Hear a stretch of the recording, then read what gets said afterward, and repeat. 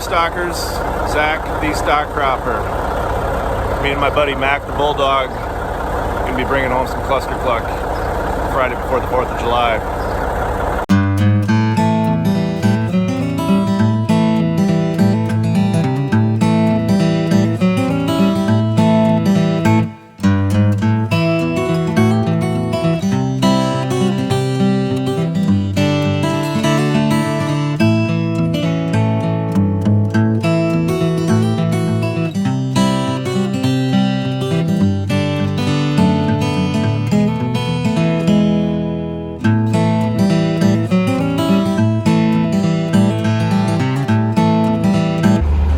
Did it. It's a tough alley to hit.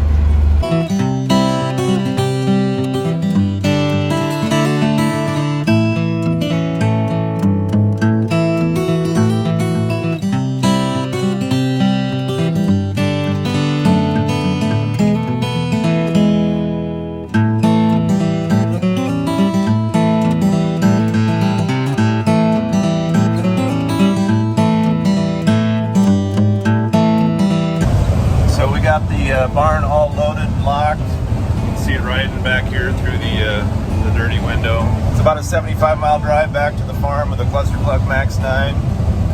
At the helm today, we have the Codester, our favorite bearded trucker from the North Iowa hinterlands, being our captain. And he's got it strapped down tight, and it's riding beautiful.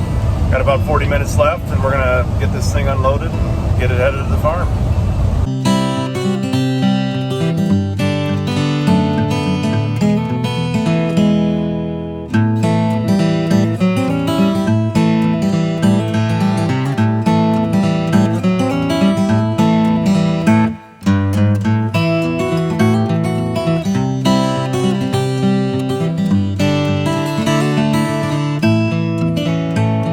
So we just got the Cluster Cluck MAX9 unloaded, and now we're putting in one of the things we designed into it. We wanted to have the ability to transport it down the road with just an 8-foot width.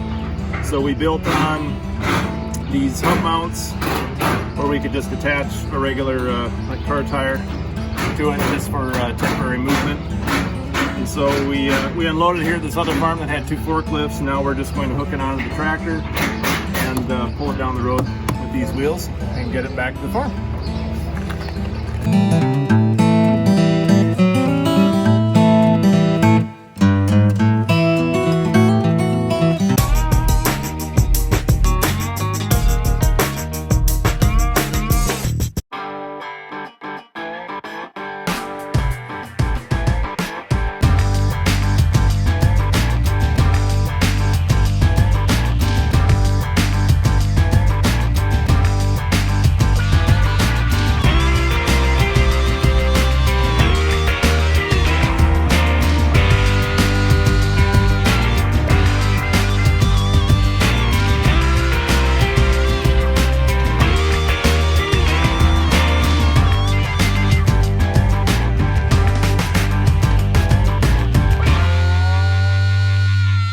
We just got in the field and we just got all the pens hooked up for the first time. We've never really had it fully assembled, but thanks to having good help, the Juice Neon, or what do I call you, Juice Neon? I don't know. Juice Newton. It's been a long day. And we got Fia the Fern behind the camera. It's taken a Herculean team effort to get this damn thing home and get it to the point where we're almost operational. So we'll take you for a little bit of a tour around here. So Juice Vanna White is standing in front of the pig pen. So just like the Cluster Cluck 5000, pigs will trail in the rear. We're thinking we're gonna have about a dozen. So the pens are 8 feet deep, okay? So a little bit shallower than last year, but they're 30 feet wide. So we've got close to, I think, about the same square footage as what we had last year, just a different arrangement. So you can see on this barn, we actually have a carrying apparatus. This is our carrying wheels, steel wheels, okay, and powered with a bulldog jack for lifting capacity, so we can actually lift the entire barn, including the pens, which are hinged up front here, but can only hinge so far down, so we can actually lift the whole thing. We couldn't do that last year, and move it ahead. So up front here, this is what we are going to attempt to do our cattle pen in. So again, this is 8 feet deep.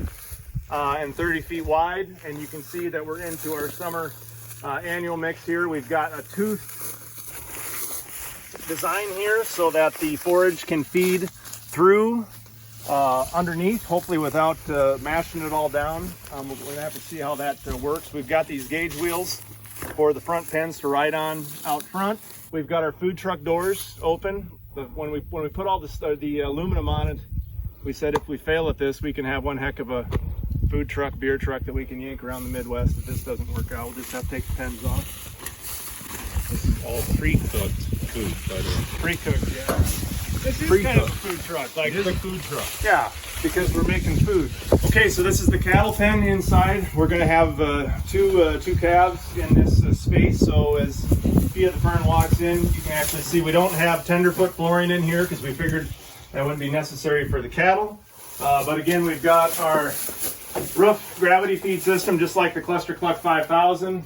The plumbing we've got yet to finish. This is my 4th of July weekend project, is to get this done. We've got these sweet doors that are hinged, that fold out. A little bit different than last year, but all of the siding is aluminum. We're thinking that we're going to maybe put some hog paneling on the inside to beef this up so nothing goes through the rivets on the outside. And then Thea, if you want to just shoot over through to the hog pen so folks can see. But again, we have our tenderfoot flooring with some plumbing yet to go, our big hog feeder for 12 pigs that we are yet to pick up. So that is what we have done here before the 4th of July. Juice Newton is going to leave me. I'm going to be like one hand behind my back. He's going on vacation, but I'm going to have to figure out how to swim again alone. But Juice, when are you going to be back?